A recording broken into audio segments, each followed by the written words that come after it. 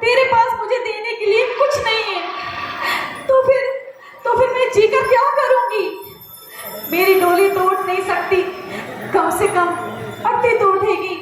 मैं आ रही हूँ कृष्णा, ओ काले कृष्णा, मैं आ रही हूँ, ओ काले कृष्णा।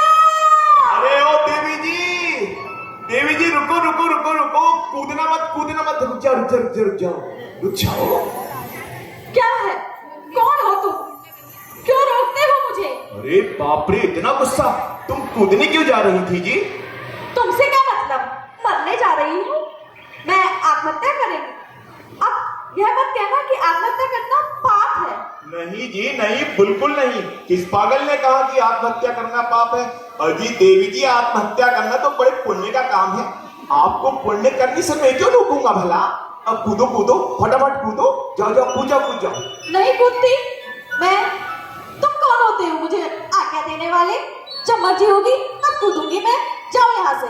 अरे अभी कूदो ना, मैं एक सेल्फी लेता हूँ। कूदो, मैं सेल्फी लेता हूँ। और मैं यहाँ से क्यों जाऊँ भला? ये जगह तुम्हारे पापा की है क्या? अच्छा लो, मेरे बैग में कुछ थोड़ी सी मूंगफली है, खाओ। कुछ खाकर कूदोगी ना तो परफेक्ट टपकोगी। अरे खाओ ना, फिर छलांग लगा देना। हाँ, बड़े अजीब आदमी हो तुम। कौन हो तुम? क्या नाम है तुम्हारा? हाँ, ये हुई ना कुछ कायदे की बात। अरे भाई, पहले कुछ इंट्रोडक्शन हो जाइए, फिर ये आत्महत्या करना। और वायदा में मेरा नाम राम रूप है, हरे कृष्ण प्रचार मिशन का कार्य करता हूँ, प्रभुपाद के मिशन का सैनिक हूँ। और तुम्हारा नाम क्या है? रुको। तुम्हारा नाम तुम्हारे रंग के हिसाब से काली होना चाहिए। काली, ठीक है ना? हाँ, मैं काली हूँ, यही मेरा नाम है। पर मैं काली क्यों हूँ? ये पूछो अपने कृष्ण से, उस काले कृष्ण से। वाह जी वाह। कृष्ण पर क्यों भड़क रही हो? उन्होंने क्या तुम्हें आकर पेंट किया था? कृष्ण तो कर्मानुसार फल प्रदान करते हैं, फिर उन्हें क्यों फटकार लगा रही हो तुम? यह कर्म वर्म मैं कुछ नहीं जानती, पर तुम्हारी कृष्ण की मैंने सदा पूजा अर्चना की, उन्हें नहलाया, भोग लगाया, खिलाया पिलाया सुलाया, सारी सेवा की। पर बदले में उसने मुझे क्या दिया?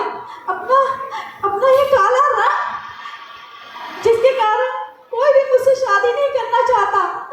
मेरे पिता भी इस दुख से मर गए, माँ सौतेली है, घर से निकाल दिया आज उसने मुझे। अब मैं क्या करूं, कहाँ जाऊं? शादी हो जाती तो पीहर की छत तो सर पर होती, अपने माँ बाप का बोझ ना होती, इसलिए शादी करना चाहती थी, पर ऐसा नहीं हो सकता, तभी तो मरना चाहती हूँ।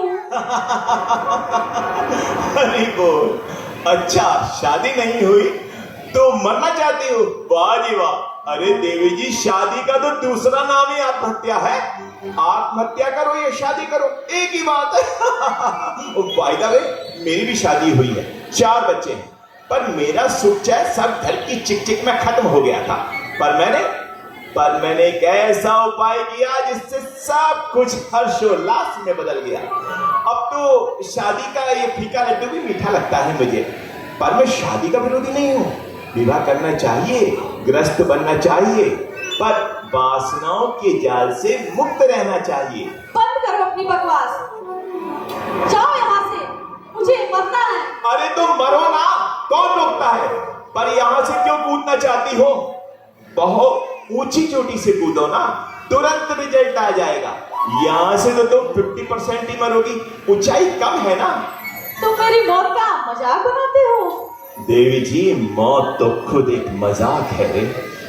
मुझे तुम पर तरस आ रहा है, अपने मन की दास बन चुकी हो तुम। ये मन ही तुम्हें परेशान कर रहा है। मन के बहकावे में ना, मन राह भुलाए भ्रम में डाले। तू इस मन का दास ना बन, इस मन को अपना दास बना ले। मुझे तुम्हारा प्रवचन नहीं सुनना, जाओ, मरने दो मुझे। हाँ, मर न जाना, मरने वाले को सत्संग प्रवचन सुनना ही चाहिए। पर क्या तुमने मरने की कोई तैयारी कर रखी है, या ऐसी पशुओं की भांति मरना चाहती हो? क्या बकवास है यह? भला मरने की भी कोई तैयारी की जाती है? अरे देवी जी, मरने की ही तो तैयारी की जाती है, यात्रा की तैयारी नहीं करती क्या? यह भी तो अंतिम यात्रा है। मोह माया का बिस्तर बांध लो। पहले ये बताओ, तुम भगवान के पास जाना चाहती हो या फिर 84 लाख योनियों में भटकना चाहती हो? मैं अपने कृष्ण भगवान के पास जाना चाहती हूँ। तो बस कृष्ण के पास जाने के लिए तो कृष्णमय होना पड़ेगा देवी जी। शरीर स्तर से ऊंचा उठकर आत्म साक्षात्कार करना होगा। तुम जब तक स्वयं को शरीर समझती रहोगी सदा दुखी ही रहोगी, पर जब तुम स्वयं को एक आत्मा मानने लगोगी आनंदित रहोगी, निर्भय हो जाओगी। क्योंकि आत्मा को कोई कष्ट नहीं होता, कोई काला सफेद रंग नहीं होता। ना वे शादी के बंधन में बंध सकता है, ना बर्बादी के। वह भौतिक कामनाओं से परे होता है, उससे परे कुछ भी नहीं संसार का विस्तार है। जिस भांति माला में मणि उसमें गुथा संसार है। तुम्हारी बातें सुनकर मुझे शांति मिल रही है रामरूप। इतना ज्ञान कहाँ से सीखा तुमने? हाँ, अभी बताता हूँ ये ज्ञान मुझे कहाँ से मिला। ये ज्ञान मिला है मुझे इस गीता से, जिसे जगत गुरु श्री प्रभुपाद ने अपने ज्ञान से अनुवादित किया, जो मनुष्य मात्र को, प्राणी मात्र को भवसागर से उबारती है। आज सारा संसार इस भगवत गीता यथा रूप से लाभ प्राप्त कर रहा है। तुम भी इससे शांति प्राप्त करो। हमें निज धर्म पर चलना सिखाता पाठ गीता का, सदा शुभ आचरण करना बताता पाठ गीता का। देवी जी, गीता का ज्ञान अद्भुत है। जिसे भगवान के पास जाना है उसे इस परम गुह ज्ञान का उपदेश सत्संग से प्राप्त करना ही चाहिए। या इदम परमं गृहं पदं भक्तेष्व अभिधास्यति भक्तिमयि परमं कृत्वा मम एव शयति असंशया। श्रीमद् भगवद गीता यथारूप, हाँ वह तो हमारे घर में रखी है, पर मैंने कभी नहीं पढ़ी। बस लाल कपड़े में लिपटी हुई रखी है। मैं तो बस पूजा ही करती और रोती रहती थी। काश तुमने इस लाल कपड़े को खोलकर धूल हटाकर इस महान आदि ग्रंथ को पढ़ लिया होता, तो आज तुम जीवन से हताश होकर यहाँ पर आत्महत्या करने के लिए नहीं आती। तुम ही नहीं, तुम जैसी कितनी लड़के और लड़की आत्महत्या के जाल में फंस जाते हैं, क्योंकि उनके पास श्रीमद् भगवत गीता का ज्ञान नहीं होता। यदि तुम गीता ज्ञान प्राप्त कर लेती तो फिर यह संसार तुम्हारे शरीर के रंग को नहीं देखता, तुम्हारे ज्ञान के सामने नतमस्तक होता। हम देखते हैं कि कई संत व ज्ञानेश्वर कुरूप होकर भी संसार में पूजनीय होते हैं, जैसे अष्टवक्र जी, नेत्रहीन सूरदास जी आदि आदि। भगवान की निर्मल भक्ति, निर्मल ज्ञान गीता के अध्ययन से प्राप्त होता है। यही तो है मृत्यु का और मृत्यु की असली तैयारी। और यही तैयारी तुमने नहीं की थी। सबको मरना है, पर कैसे मृत्यु से मोक्ष प्राप्त हो ये गीता के ज्ञान से पता चलता है। प्रभु जी, ज्ञान की इतनी पवित्र गंगा हमारे घर में लाल कपड़े में लिपटी रखी थी, पर मैं अपनी आंखों के आंसू को ही पीती रही। प्रभु जी, अब मेरा कोई घर नहीं। क्या आप मुझे ये गीता दे सकते हैं? मैं अपने दुखी जीवन को भक्ति व ज्ञान से भरना चाहती हूँ। ये गीता तुम्हारे लिए ही लाया हूँ मैं। मुझे विश्वास है तुम अब सच्ची भक्ति करोगी, सच्ची भक्ति, एक नंबर की भक्ति। लो, ये तुम्हारे लिए है। और हाँ, ये जपमाला भी तो लो, और ये दुशाला भी तुम्हारे लिए है। आहा, अब तुम्हारा जीवन परिवर्तित हो जाएगा, सब कुछ परिवर्तित हो जाएगा, आनंदमय हो जाओगी तुम। मैं तुम्हारे रहने की व्यवस्था कर देता हूँ। लो ये गीता और इसको पढ़ना। देखो मुझे सामने इस्कॉन का मंदिर दिख रहा है ना, मैं तुम्हारे रहने की व्यवस्था वहीं कहीं कर देता हूँ। अब बस जाप करना ये जपमाला पर, और ये कंठी माला भी दो। ठाकुर जी की सेवा करना और प्रसाद खिलाना और खाना, इसी में सारा संसार समाया है। राम रूप जी, यह संसार इतना विचित्र क्यों है? मानव का स्वभाव दोगला क्यों है? देवी जी, ये संसार बड़ी विचित्र माया से ढका हुआ है। लोग काले कृष्ण की तो पूजा करते हैं, पर काले व्यक्ति को घृणा से देखते हैं, नकली सांप को पूछते हैं पर असली सांप को मार डालते हैं। पर मेरा परामर्श तुम्हें यही है कि तुम इस प्रश्न उत्तर के चक्कर में मत फंसो। ये सब भौतिक प्रश्न है। इस श्रीमद् भगवत गीता को पढ़कर अपनी सोच को शुद्ध करो और गीता का यह ज्ञान सबको प्रदान करो। नाचा तस्मान मनुष्येषु कश्चित् चित्तमय प्रिय कृतमः भविता नाचा तस्मादन्या प्रेतरो भुवि। अर्थात श्री कृष्ण कहते हैं कि ये दिव्य ज्ञान अमूल्य है। संसार की भौतिक वस्तुएं इसका मूल्य नहीं हो सकती। पर हम एक काम कर सकते हैं, वो ये कि इस ज्ञान के पिपासु जो भी तुम्हें दिखाई दें, ये ज्ञान उनमें बांट दो, वितरित कर दो। देवी जी, श्री कृष्ण की यही सर्वोच्च प्रेमपूर्ण सेवा है और तुम यही करो। पर पहले इस महाग्रंथ का मनन अनुशीलन कर लो। तुम्हारी समझ में कुछ आया या अभी भी कुछ मन में शेष है? बोलो, बताओ। मैं जानता हूं तुम्हारे मन में अभी संशय है। हाँ प्रभु जी, मेरे मन में एक संशय है। मेरे मन के किसी एक कोने में दर्द है, शादी न होने का, अपने बदसूरत होने का। बस उसी दर्द को मिटाना है मुझे, उस जाल से निकलना है। देवी जी, यदि तुम शादी ब्याह करना चाहती हो तो वो भी हो जाएगा। कृष्ण क्या नहीं कर सकते अपने भक्तों के लिए। पर पहले तुम शुद्ध भक्ति आरंभ करो, विवाह भी हो जाएगा। देवी जी, मुझसे कौन विवाह करेगा? यह सपना मत दिखाओ मुझे, मत हर दिखाओ। सपना सच होगा यदि भक्ति का कवच होगा। अच्छा तुम एक काम करो, 14 दिन के बाद एकादशी आ रही है। उस दिन तुम इसी समय यहाँ पर आना। तुम्हारे लिए एक सरप्राइज होगा। सरप्राइज भूलना मत। चलो, मैं तुम्हें मंदिर और उस गेस्ट हाउस में छोड़ाता हूँ। हाँ चलो। क्या सरप्राइज होगा मेरे लिए? क्या मेरी मुश्किलें खत्म हो जाएंगी? बताओ प्रभु जी, बताओ। मुश्किलें होती हैं आसान बड़ी मुश्किल से। आदमी बनता है इंसान बड़ी मुश्किल से। ढूंढने वाले को मिल जाते हैं भगवान, मगर भगवान की होती है पहचान बड़ी मुश्किल से। कौन था ये जिसने काली को भक्ति का ज्ञान और आशा का मार्ग दिखाया? कौन सा सरप्राइज देना चाहता था ये व्यक्ति काली को? क्या काली का विवाह होगा? यदि हाँ तो कौन करेगा उससे शादी? कैसा होगा वो? क्या काली और कृष्ण की तरह काला होगा या कोई हीरो? आइए देखते हैं। मंदिर के गेस्ट हाउस में रहते रहते काली सत्संग और भक्तों के सानिध्य में शीघ्र ही भक्ति मार्ग में प्रशस्त हो गई। उसके मन का अंधकार मिट चुका था। वो अब रोती नहीं थी, भजन गाती थी अपने काला कृष्ण के लिए। आइए इस दिलचस्प कथा के अंतिम दृश्य में प्रवेश करते हैं बस कुछ क्षण के लिए। आइए देखते हैं ये अंतिम दृश्य क्या संदेश दे रहा है, जो बड़ा ही गंभीर है।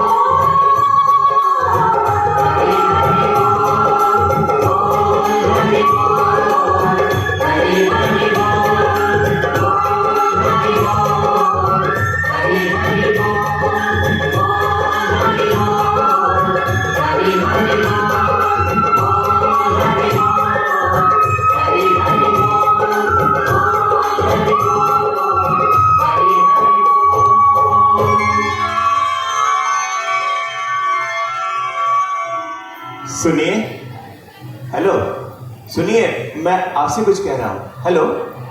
आपने मुझे पुकारा, कहिए क्या काम है आपको मुझसे? जी कुछ खास नहीं, बस आपसे बात करना चाहता हूँ। बहुत अच्छा गाती हैं आप, बहुत दर्द है आपकी आवाज में। जी धन्यवाद। क्या मैं जा सकती हूँ? ठहरिए ना, आपसे बात करने का मन कर रहा है। मेरा नाम श्याम रूप है, MBA का स्टूडेंट हूँ। आपका नाम क्या है? मेरा नाम काली है। अच्छा। आपने अपना नाम श्यामरूप बताया, क्या आप रामरूप प्रभु के कुछ लगते हैं क्या? जी हाँ, हम दोनों एक ही स्वरूप हैं। मेरा मतलब है कि वो मेरे बड़े भाई हैं। मैं बड़े भाई जैसे हैं। हाँ, मैं उन्हें जानता हूँ। एक बात बताइए, आपने अपना चेहरा क्यों ढक रखा है? इस जमाने में घूंघट, बात कुछ हजम नहीं हुई। मैं आपका चेहरा देखना चाहता हूँ, जिसकी आवाज इतनी सुंदर है वो कितनी सुंदर हो। Please, I request you, show your face, please. Shyamroop ji, आप मेरा चेहरा मत देखिए, डर जाएंगे। जैसा मेरा नाम है वैसा मेरा चेहरा है। बहुत बदसूरत हूँ मैं। जो भी मुझे देखने आया वह ठुकरा कर चला गया, इसलिए मेरी शादी नहीं हो सकी। अब तो मैं आपका चेहरा जरूर देखूंगा। मैं औरों की तरह नहीं, दकिया रशीद, मैं आपका चेहरा देखना चाहता हूँ। प्लीज मुझे अपना चेहरा दिखाइए। ठीक है, नहीं मानते तो देखो मेरा चेहरा और कोसो मुझे जी भर के। अरे वाह, तुम तो बहुत सुंदर हो, एकदम कृष्ण जैसी सूरत है तुम्हारी। घूंघट मत किया करो ना, घूंघट तो उन्हें करना चाहिए जो तुम्हारी मजाक बनाते हो। मुझे तुम बहुत पसंद हो, मैं तुमसे शादी करना चाहता हूँ। सच ये झूठ है? बोलो, करोगी मुझसे शादी? शाम की नजर से देखो, तुम बहुत सुंदर। बोलो, करोगी शादी? मुझसे मजाक मत कीजिए आप। नहीं काली जी, ये सच है। मैं तुमसे विवाह करना चाहता हूँ। जाओ साहब, जाओ।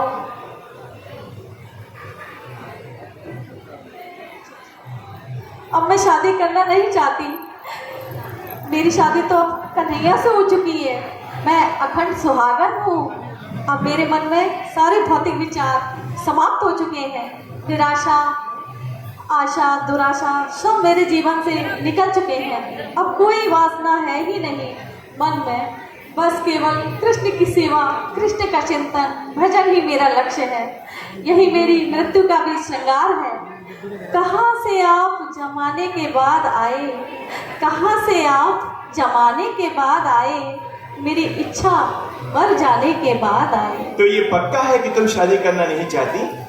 अच्छी तरह सोच लिया बाबूजी। देख लो, ये मौका दोबारा नहीं मिलेगा। ठीक है, मैं तुम्हारे विचारों की कदर करता हूँ। ठीक है, जैसे तुम्हारी इच्छा।